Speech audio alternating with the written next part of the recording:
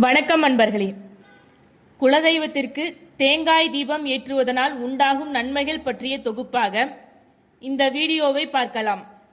இதற்கு நாம் முதலில் செய்ய வேண்டியது என்னவென்றால் 5 தேங்காய்களை எடுத்து அதை சரிபாதியாக நேராக உடைத்து அதில் ஒரு மூடியை தவிர்த்து மீதமுள்ள 9 தேங்காய் மூடிகளில் மஞ்சள் குங்குமம் பொட்டு வைத்து தூய்மையான பசும் நெய் அல்லது தேங்காய் எண்ணெயில் இரட்டை திரி போட்டு தீபம் ஏற்றி வழிபடுவதனால் குலதெய்வத்தின் அருள் பரிபூரணமாக கிடைப்பதோடு தோஷங்கள் நீங்கி நம் வேண்டுதல் நிறைவேற வழி செய்யும்.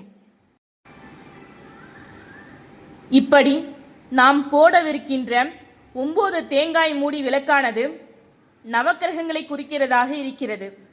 அதனால் நவகிரகங்களின் தோஷங்கள் நீங்கி அனுகிரகம் பெற வழிவகை செய்யும்.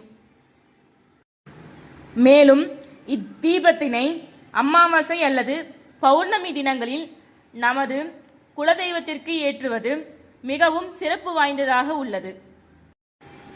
அவ்வாறு அமாவாசை அல்லது பௌர்ணமி தினங்களில் குலதெய்வ கோயிலுக்கு போக இயலாதவர்கள் குலதெய்வத்தின் படங்களை தமது வீடுகளில் வைத்து இத்தீபத்தினை ஏற்றுவதனால் அப்பயனை அடையலாம். ஆகையால் இவ்வழிபாட்டினை தாங்களும் செய்து தங்களது குலதெய்வத்தின் முழு அருளையும் பெற வேண்டுகிறோம்.